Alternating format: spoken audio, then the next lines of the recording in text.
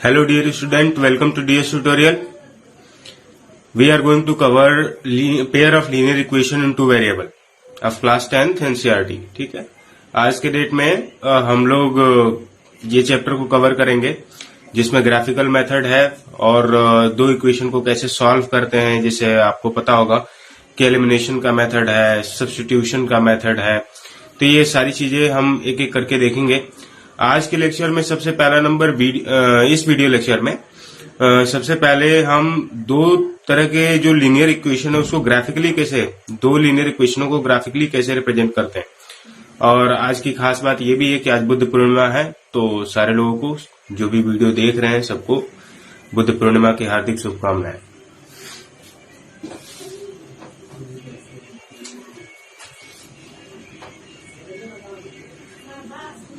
Pair of linear equation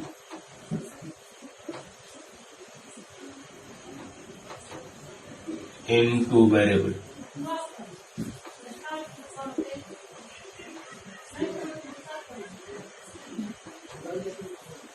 two variable का मतलब यही है कि इसमें एक्स और वाई दो होंगे, है ना। वेरिएबल जो होंगे एक्स और वाई होगा। जैसे कि अभी क्वाड्रेटिक इक्वेशन की बात करते थे तो उसमें एक ही x square plus 2x plus 5 था ना, एक ही वेरिएबल होता था।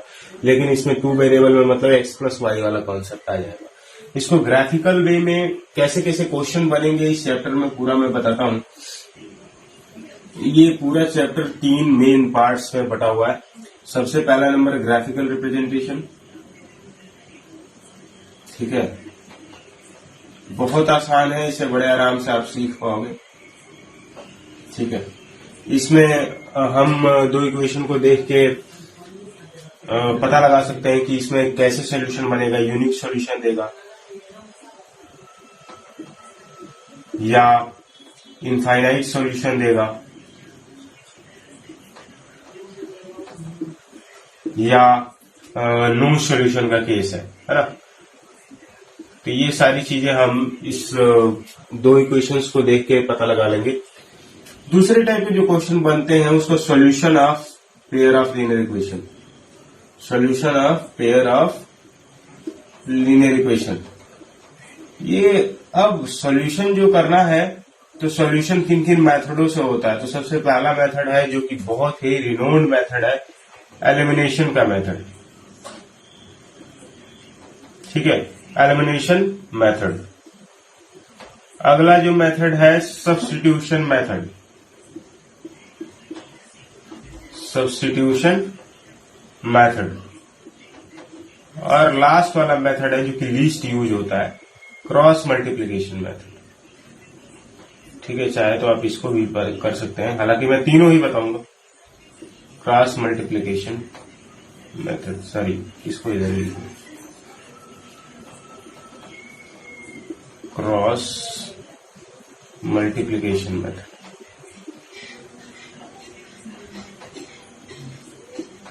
ठीक है भाई। फिर उसके बाद जो है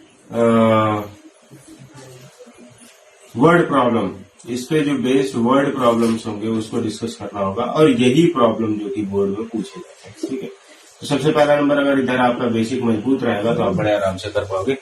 दूसरी जो सबसे बड़ी इंपॉर्टेंट बात यह है कि अगर आपने पिछले वीडियो लेक्चर्स नहीं देखे हैं, जैसे चैप्टर 1 और चैप्टर 2, चैप्टर 1 यानी कि रियल नंबर, चैप्टर 2 यानी पॉलिनोमियल, अगर इसके आपने वीडियो लेक्चर नहीं देख रखे हैं तो आप सबसे पहले उन वीडियो लेक्चर्स को देख लें और उसके बाद ये तीसरा नया फ्रेश चैप्टर स्टार्ट करेंगे, ठीक है।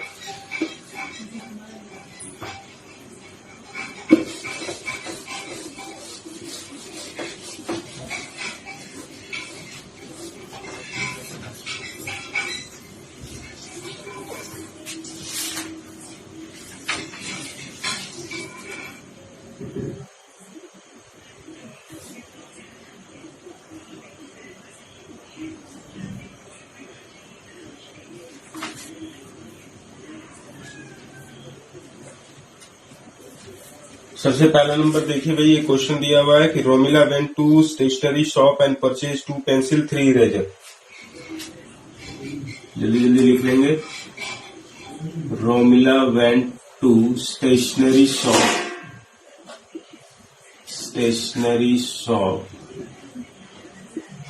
and purchase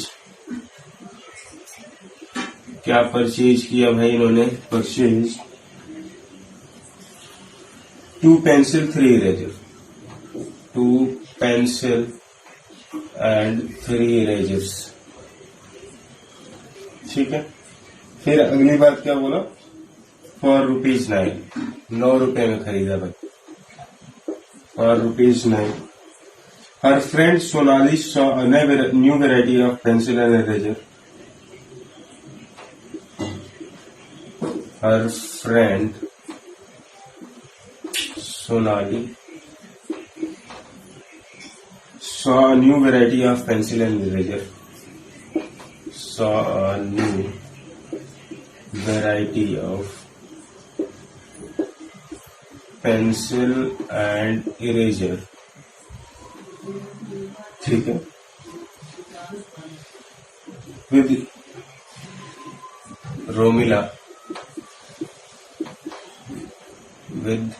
Romila and brought 4 pencil and 6 erasers. 4 pencil and 6 eraser for rupees, or eraser of same kind, sorry, eraser of same kind for ₹80. ठीक है, represent this situation graphically. Represent this situation graphically. ऐसे ही question बनेंगे, थोड़े से लंबे होते हैं, लिखने में टाइम लग जाए, लेकिन क्वेश्चन होते बड़े आसान है। देखिए ध्यान से क्या बोल रहा है कि Romila went to stationery shop and purchase 2 pencil. 2 pencil खरीदता और 3 इरेजर खरीदती, सॉरी खरीदता नहीं, खरीदती। कितने रुपए में? 9 रुपए में, है ना। और अगली बात बोल रहा है कि हर friend Sonali saw a new variety of pencil and eraser with Romila and brought 4 pencil and 6 eraser, है ना, अब सेम काइंड, है ना। सेम काइंड मतलब जो रोमिला ने खरीदा था वैसा ही, for ₹8। Represent this situation graphically. तो सबसे पहला नंबर आपको इसे ग्राफिकली मतलब रिप्रेजेंट करना है, तो क्या करना पड़ेगा? सबसे पहले मानना पड़ेगा ना। ठीक है, क्या मानेंगे आप? लेट, यहां पे लिख दिया लेट पेन को x, सॉरी पेंसिल को x मान लिया और इरेजर को y मान लिया। पेंसिल को जब x मान लिया और इरेजर को y मान लिया, तो देखिए इस बात को क्या हो रहा है। अब रोमिला जाती है स्टेशनरी शॉप पे, 2 पेंसिल ले आती है, तो यानी कि 2 into x। अब हमने क्या, ये लेट कॉस्ट ऑफ पेंसिल, है ना, कॉस्ट ऑफ पेंसिल ₹X मान लिया और कॉस्ट ऑफ इरेजर जो मान लिया ₹Y मान लिया। ठीक है, तो जब ये स्टेशनरी शॉप पे जाती है तो पेंसिल के लिए टोटल कितने पैसे दिए होंगे? तो 2 into x, क्योंकि एक पेंसिल का दाम x है, तो टोटल का कितना हो जाएगा? 2x। और फिर 3 into y, और टोटल कितना रुपया लगाई थी? 9 रुपए। तो इस तरीके से हमने इक्वेशन बना ली पहली। फिर दूसरा, ये तो रोमिला के लिए हो गया, और दूसरा जो है कौन है? इसकी दोस्त सोनाली। 4 पेंसिल और 6 इरेजर, यानी कि 4 पेंसिल यानी कि 4x और 6 इरेजर का मतलब 6y इक्वल टू कितना? ₹18 लगाता है। अब इन दोनों ही सिचुएशन में हमें क्या करना है? ग्राफ बनाना है। जब ग्राफ बनाएंगे तभी तो हमें सोल्यूशन मिलेगा। ठीक है, तो ऐसे केसेज में हमें सबसे पहला नंबर टेबल फॉर्म करना होता है। ठीक है, टेबल फॉर्म कैसे करेंगे? तो चलिए देख लेते हैं। सबसे पहले टेबल फॉर्म करना सिखाते हैं आप लोगों को। 2x + 3y = 9 है क्या भाई? 2x + 3y = 9, तो यानी कि 2x = क्या हो जाएगा? 9 - 3y, और x = क्या हो जाएगा? 9 - 3y/2। इसमें किसी को दिक्कत नहीं होनी चाहिए। ठीक है, फिर एक बॉक्स बनाएंगे, यहां पे बॉक्स बना लेंगे और कम से कम 5-6 वैल्यू निकाल लेंगे।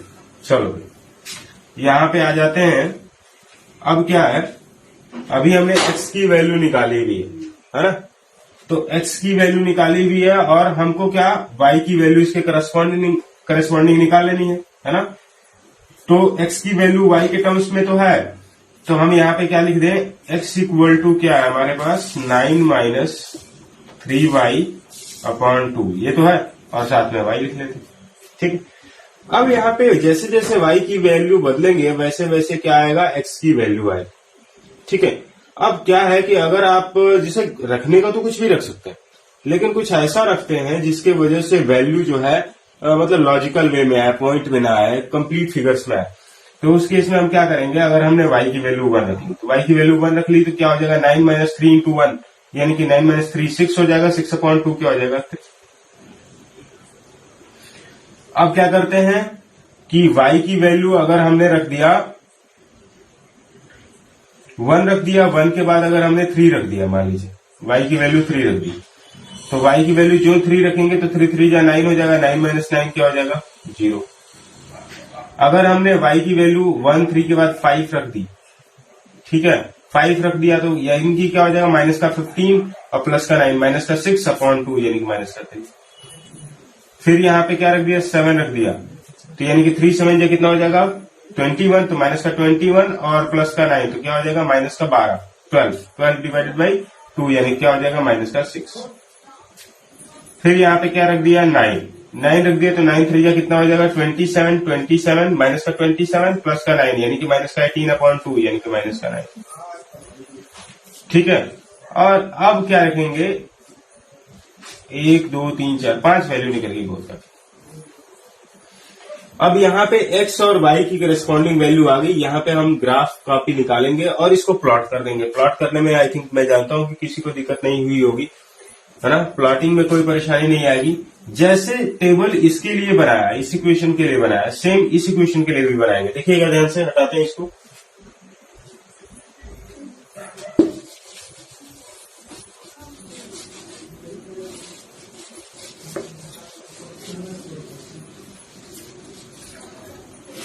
अब जैसे इसके लिए बनाया था वैसे इसके लिए भी बनाएंगे, तो क्या होगा 4x plus 6y equal to 18। अब जब 4x plus 6y equal to 18 हो गए तो 4x इक्वल टू क्या हो जाएगा 18 माइनस का 6y, और x इक्वल टू क्या आ जाएगा भाई 18 माइनस का 6y बटे 4। इसमें तो किसी को परेशानी होनी ही नहीं चाहिए। फिर उसके बाद आ जाते हैं टेबल वाले पे। ठीक है, तो टेबल पे आ गए, सेम वही काम। चलिए आ जाते हैं भाई। x की वैल्यू यहाँ पे हम धड़ाधड़ लिख लेंगे 18 माइनस 6y अपॉन 4, और यहाँ पे y की वैल्यू। चलिए y की वैल्यू सबसे पहला नंबर क्या कर दिया हमने 0 कर देते हैं। अच्छा 0 करेंगे तो थोड़ा सा दिक्कत होगा, ये 4 के टेबल में ही रखते हैं जिसकी वजह से थोड़ा कंप्लीट फिगर मिले। तो y की वैल्यू 1 रख देते हैं। y की वैल्यू जो 1 रखेंगे तो 18 माइनस 6 कितना हो जाएगा 12, 12 डिवाइडेड बाई 4 कितना हो जाएगा 3। फिर y की वैल्यू क्या करते हैं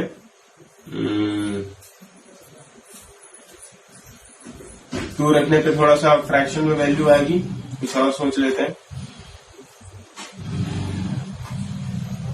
3 रख दें, y की वैल्यू जो हमने 3 रखा तो 18 माइनस 18 यानी 0, तो ये 0 हो जाएगा।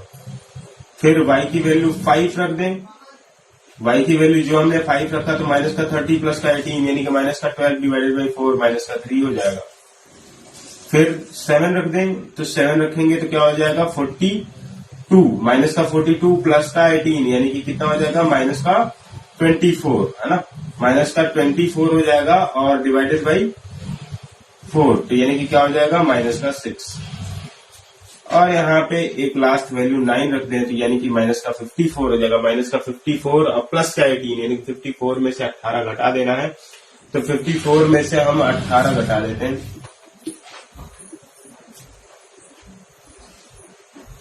ये आ जाएगा 36 यानी कि माइनस का 9, है ना। तो इस तरीके से ये टेबल हमने दोनों बना लिए हैं। अब टेबल बनाने के बाद क्या करना है कि इसको आप ग्राफिकली रिप्रेजेंट करिए। ग्राफिकली रिप्रेजेंट करने का मतलब क्या है कि आप ग्राफ बनाइए और उसको उस चीज पे शो कर दीजिए। तो सबसे पहला नंबर हम इसको भी यहाँ पे कॉपी कर लेते हैं। दोनों ग्राफ को हमने कॉपी कर लिया यहाँ पे। x equal to 9 minus 3y upon में 2, और ये y था। ठीक है भाई, और यहाँ पे थोड़ा सा कट रहा होगा ये ना, चलिए अभी लिख लीजिए उस चीज को। आपने नोट तो कर ही लिया होगा, 3103 -35 और -67 और -99। ठीक है, इस तरीके से आ गया। अब इसको क्या करते हैं,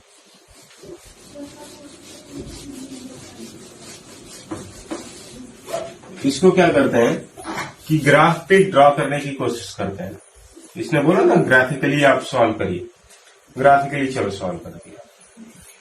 ये एक्स एक्सिस होती है, ये वाई एक्सिस होती है। ठीक है भाई, अब ये एक्स एक्सिस है, ये वाई एक्सिस है। अब यहाँ पे सबसे पहला नंबर हम देख लेंगे एक्स एक्सिस पे वैल्यू, क्योंकि अब यहाँ पे क्या देखना है आपको, ये जीरो, ये पॉजिटिव वाला है तो यानी कि ये जीरो हो गया। ये 1 2 3 4 5 6 7 है ना, और उसके बाद इसी तरीके से 1। अच्छा एक मिनट, एक काम करते हैं, थोड़ा सा शॉर्ट कर देते हैं। यहां से 2 4 6 8 10 ऐसे कर दिया, 12 14। इसी तरीके से 2 4 6 8 10 इधर तक काम हो जाना अपना। फिर उसी तरीके से माइनस का 2 माइनस का 4 माइनस का 6 माइनस का 8 माइनस का 10। फिर उसी तरीके से इधर भी माइनस का 2 माइनस का 4 माइनस का 6 माइनस का 8 माइनस का 10। अब भाई देखो यहाँ पे सबसे पहले नंबर बॉक्स नंबर 1 के लिए अगर हम ड्रॉ करने चले तो x की वैल्यू 3 पे y की वैल्यू 1, यानी कि x की वैल्यू 3 कहाँ आएगी, यहाँ पे। y की वैल्यू 1 कहाँ आएगी, यहाँ पे। तो यानी कि अगर इसको ऐसे ऐसे ले आते हैं तो हमारा ये वैल्यू क्या मिलेगा, ये। फिर x की वैल्यू 0 पे y की वैल्यू 3, x की वैल्यू 0 पे y की वैल्यू 3, यानी कि 2 ये है तो 3 ये है, यानी कि ये वाला पॉइंट। चलिए फिर x की वैल्यू -3 पे, x की वैल्यू -3 पे y की वैल्यू 5, यानी x की वैल्यू -2 ये है तो -3 ये हो गया, और y की वैल्यू 5 यानी कि ये चीज है यहाँ पे। तो कुछ कहाँ आएगा, इस तरीके से आएगा। ओके, थोड़ा सा और ऊपर। चलो आप लोगों के लिए ग्राफ रहेगा, हमारे लिए थोड़ा सा दिक्कत हो रहा बोर्ड पे। x की वैल्यू -6 पे y की वैल्यू क्या है, 7 है। तो x की वैल्यू -6 यानी कि ये है, y की वैल्यू 7, 7 का मतलब आपका ये वाली चीज है कि नहीं। चलो कुछ ऐसा आ गया भाई। फिर उसके बाद x की वैल्यू -9 पे, यानी कि यहां, और y की वैल्यू क्या दे रहा भाई, 9, तो यानी कि कुछ ऐसे। तो ये वाली चीज आ रही। अगर थोड़ा सा अगर हम ग्राफिकल वो ग्राफ पे करते तो ये बिल्कुल करेक्ट आता, लेकिन थोड़ा सा अगर देख रहे होंगे आप इसमें तो एरर जैसा लग रहा होगा, क्योंकि हमने इस पे व्हाइट बोर्ड पे बनाया इसलिए दिक्कत है। अगर आप ग्राफ कॉपी पे बनाएंगे तो ऐसा ही आएगा। अब यहाँ पे फिर से क्या है, x की वैल्यू 3 पे y की वैल्यू 1, x की वैल्यू 0 पे y की वैल्यू 3, x की वैल्यू -3 पे y की वैल्यू 5 है ना, -6 पे y की वैल्यू 7, एकदम सेम चीज है। यानी कि दोनों लाइन एक ही पर आ रही है कि नहीं, दोनों लाइन एक ही पर आ रही है। इसका मतलब क्या है,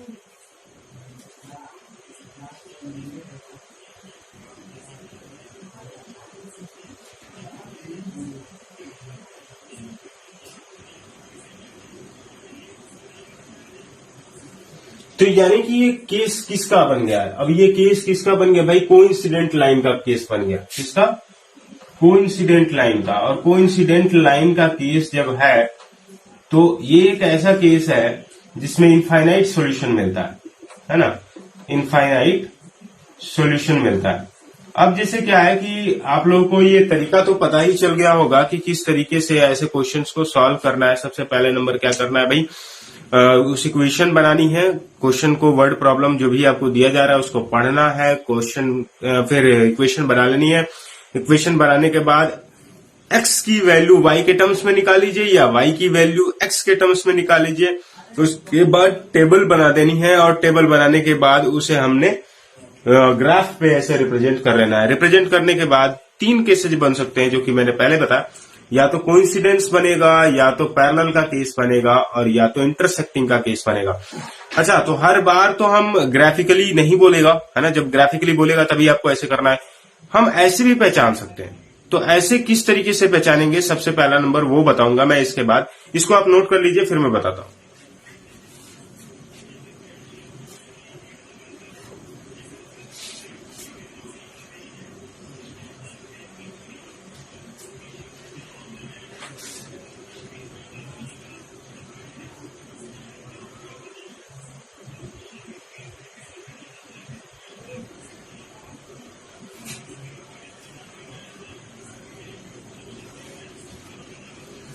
ठीक है,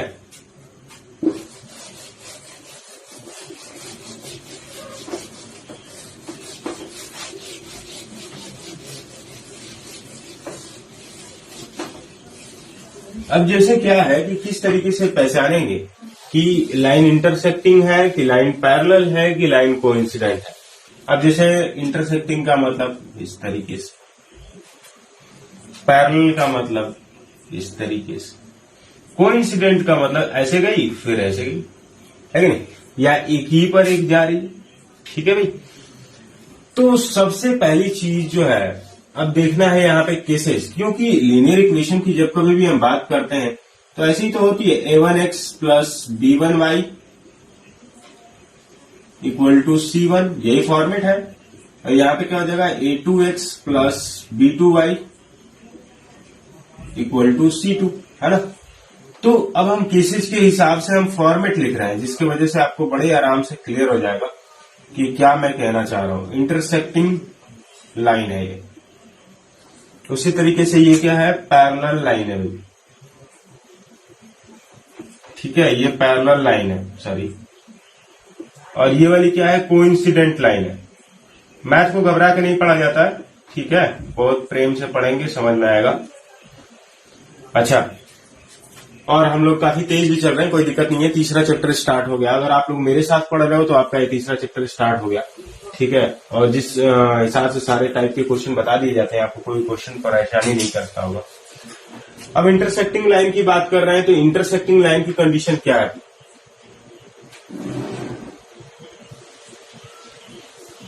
इंटरसेक्टिंग लाइन की कंडीशन है a1 upon a2 is not equal to b1 upon b2। यह है इंटरसेक्टिंग लाइन की कंडीशन। और ये कैसा सॉल्यूशन देता है, तो साथ में लिखते चले जाएंगे। ये कैसा सॉल्यूशन देता है, यूनिक सॉल्यूशन देता है। यूनिक सॉल्यूशन का मतलब ओनली वन सॉल्यूशन, लिख देता हूं मैं क्लियर होने के लिए, ओनली वन सॉल्यूशन देगा। पैरेलल लाइन के केस में क्या होगा भाई, और कोइंसिडेंट के केस में क्या होगा।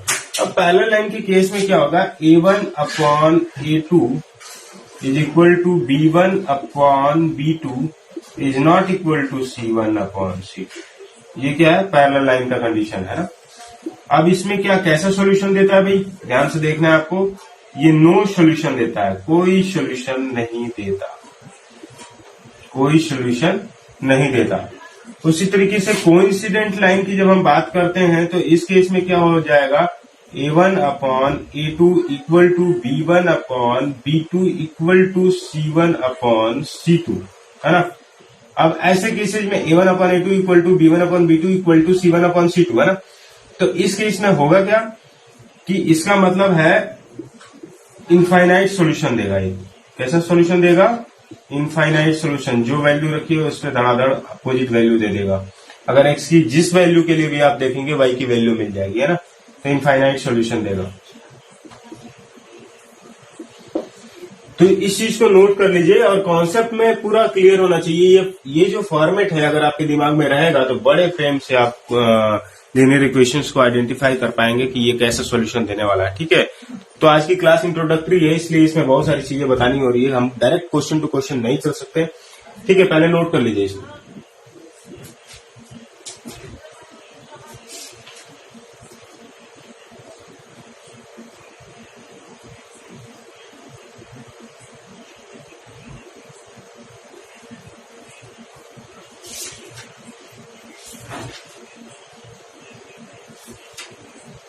ओके, हम आगे अब क्वेश्चंस देखते हैं।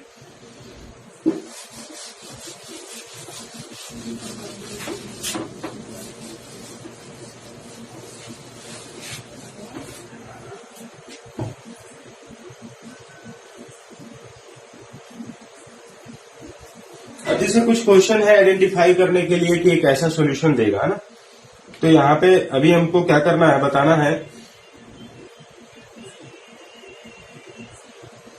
पैरेलल है, कोइंसिडेंट है या इंटरसेक्टिंग है। मैं कुछ क्वेश्चंस 3-4 टाइप के लिख देता हूँ, 3-4 क्वेश्चन लिख देता हूँ जिसमें हमें बताना है। देखिए सबसे पहला नंबर, एक दिया हुआ 5x माइनस का 4y, 5x माइनस का 4y प्लस का 8 इक्वल टू 0।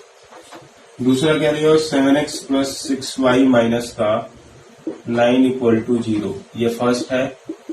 दूसरा क्वेश्चन है इसमें 9x plus 3y plus 12 equal to 0, और इधर है 18x प्लस 6y, है ना, और प्लस 24 इक्वल टू 0। ठीक है। अब ये दो क्वेश्चन है, इसके नेचर अगर मान लीजिए हम लोगों को पता करने हैं तो इसका नेचर कैसे पता करेंगे, तो वही सिंपल सी चीज है, 5x माइनस का 4y प्लस का 8 इक्वल टू 0। तो इसको क्या लिख सकते हैं, इसको लिख सकते हैं 5x माइनस का 4y इक्वल टू माइनस का 8। वैसे भी कर सकते थे, ऐसे भी कर सकते हैं। 7x प्लस का 6y इक्वल टू 9। अब रख देते हैं भाई a1 अपॉन a2 यानी कि 5 अपॉन 7, है ना। उसके बाद क्या हो जाएगा, माइनस का 4 अपॉन 6। अब ये क्या देख रहे हैं, बराबर हो सकता है क्या, कभी नहीं बराबर होगा। तो यानी कि किसका हो गया, इंटरसेक्टिंग केस हो गया। किसका केस हो गया भाई, इंटरसेक्टिंग केस हो गया। दूसरा वाला जो है यहाँ पे क्या है, 9 अपॉन 18, फिर क्या है 3 अपॉन 6, है ना। तो इसे कटाएंगे तो 1 अपॉन 2, 1 अपॉन 2, ओके। और फिर क्या आ गया 12 अपॉन 24। देखिए सबको अगर हम कटा दें तो क्या आने वाला है, 1 upon 2 equal to 1 upon 2 equal to 1 upon 2। ये कैसा केस होता है, 1 upon a2 equal to b1 upon b2 equal to c1 upon c2। यानी कि किसका केस है भाई, इनफाइनाइट सॉल्यूशन का केस है। इनफाइनाइट सॉल्यूशन किसके केस में देता है बताइए, तो ये देता है इंटरसेक्टिंग लाइन के केस में, है कि नहीं, इंटरसेक्टिंग लाइन के केस में देता है। इस चीज को नोट कर लीजिए, फिर आगे क्वेश्चन करें।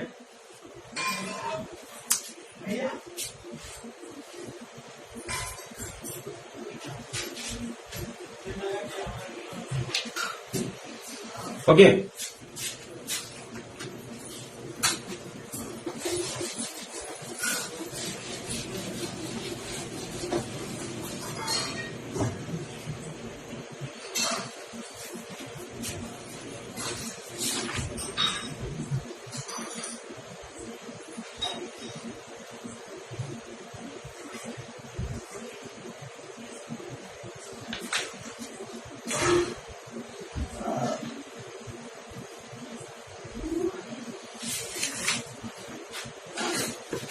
आज की क्लास में बस इतना ही रखते हैं, ठीक है। आज की क्लास में बस इतना ही रखते हैं, जिसमें अभी आप क्वेश्चंस देखिए और इसमें से जो कुछ क्वेश्चंस बन सकते हैं वो सारे क्वेश्चन आगे आने वाले क्लास में करा दिया जाएगा। सबसे पहला नंबर ये है कि मैथ में बेसिक कॉन्सेप्ट बहुत क्लियर होना चाहिए। अगर बेसिक कॉन्सेप्ट क्लियर नहीं होगा तो आप क्वेश्चन नहीं कर पाओगे। तो यहाँ पे जो कॉन्सेप्ट बता दिया गया, जिस तरीके से आपको पहचानना बता दिया गया, ग्राफिकली आप उसको ड्रॉ कर पा रहे हैं, नहीं कर पा रहे हैं, जैसा भी हो आप कमेंट सेक्शन में बता सकते हैं। अगर नहीं होगा तो हम ग्राफिकल ड्रॉ करने वाले एक आध क्वेश्चन और बता देंगे, जिसकी वजह से आपका कॉन्सेप्ट क्लियर हो जाएगा। Thank you very much for watching this video. If you are watching this video on YouTube platform, please like, share and subscribe and support us, motivate us and enable us to work in much passionate way. Thank you very much again.